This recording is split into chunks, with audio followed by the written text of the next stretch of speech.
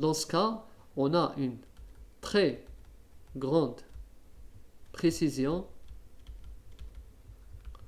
sur la mesure expérimentale, bien sûr, de la position de X, de la position de la balle et de la vitesse de X et V de la balle, ou bien de la bille.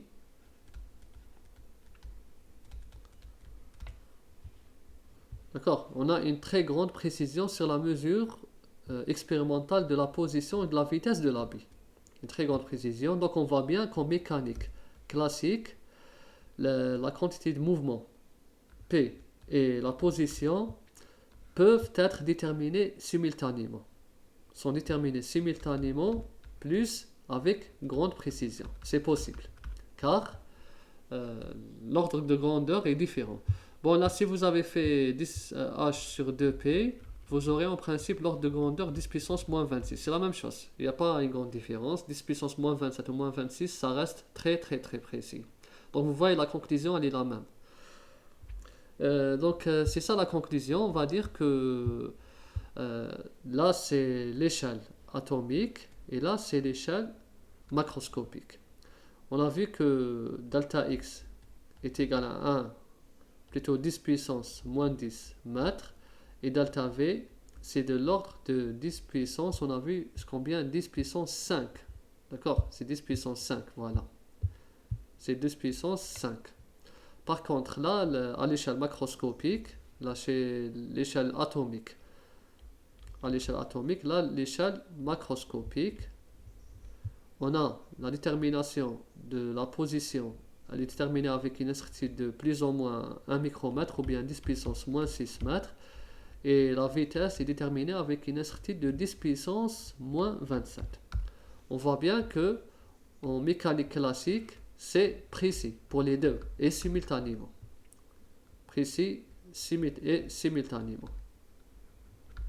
Par contre, en mécanique quantique, bon, à cette époque, cette incertitude, c'était là vraiment le début de l'ère de la mécanique ondulatoire. C'est à partir de là vraiment qu'on a vraiment basculé vers une nouvelle forme de physique qui était totalement différente de la physique classique. Là, on a delta X, c'est faible, d'accord? Donc la position X déterminée est précise, assez précise. Par contre, delta V est grand, est très grand. Dans ce cas, la P ou bien la vitesse sont déterminées avec une très faible précision, non précis. Non précis, d'accord. Donc ça c'est juste la conclusion qu'en mécanique classique ou bien en échelle macroscopique, l'incertitude de Heisenberg n'est pas appliquée, n'est pas, plutôt on va dire que l'incertitude de Heisenberg n'est pas observée. À l'échelle macroscopique, l'incertitude d'Eisenberg, on ne peut pas l'observer, on ne peut pas la confirmer. Par contre, à l'échelle atomique, elle a une importance.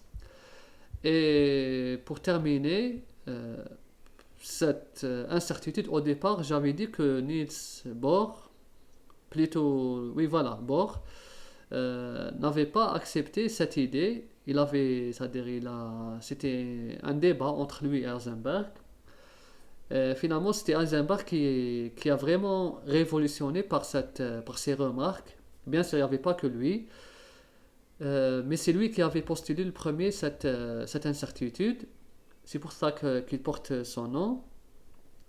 Ce qu'il fait, la conséquence, c'est quoi la conséquence de cette incertitude? Pourquoi il a révolutionné la physique quantique? Car si on ne peut pas déterminer la position et la trajectoire, le V, simultanément, c'est-à-dire que le rayon de Bohr qui dit que l'atome ou bien l'électron gravite, évolue autour d'un noyau sur une orbite circulaire est faux. Pourquoi faux? Parce que selon l'incertitude, on ne peut pas déterminer la trajectoire. Si on ne peut pas déterminer V, V c'est quoi? C'est un vecteur. La quantité de mouvement aussi c'est un vecteur. Ce produit, c'est-à-dire là, la quantité de mouvement, c'est juste une quantité vectorielle. Si je détermine avec une grande précision la position. C'est-à-dire que je ne pourrais pas déterminer où l'électron va se diriger. Est-ce qu'il va être là? Est-ce qu'il va être là? Est-ce qu'il va être là? C'est impossible. On ne peut pas déterminer où l'électron va se situer après. Ou bien où est-ce qu'il était. C'est ça l'incertitude. C'est ça la nouveauté.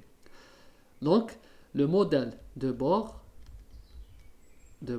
comme ça, est devenu, à partir de ce théorème, est devenu obsolète. Le théorème de Bohr, il dit que la trajectoire de l'électron est connue et on peut connaître la position de l'électron à n'importe quel moment et on peut déterminer où est-ce qu'il va aller.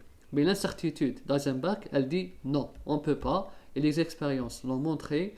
Donc, on peut remercier Bohr d'avoir apporté l'idée de la quantification, c'était vraiment révolutionnaire. Donc, pour la suite de la mécanique ondulatoire, on va garder la partie quantification. On sait que les électrons se trouvent sur des énergies quantifiées, on le sait. Mais Bohr s'est trompé. Bon, on ne va pas dire qu'il s'est trompé, mais ces résultats, c'est-à-dire qui disent que l'électron, la trajectoire de l'électron, c'est une orbite, là, c'est faux. On ne peut pas dire que c'est une trajectoire orbite, parce qu'on ne peut pas connaître vraiment la position et la vitesse ou bien la trajectoire de l'électron en même temps.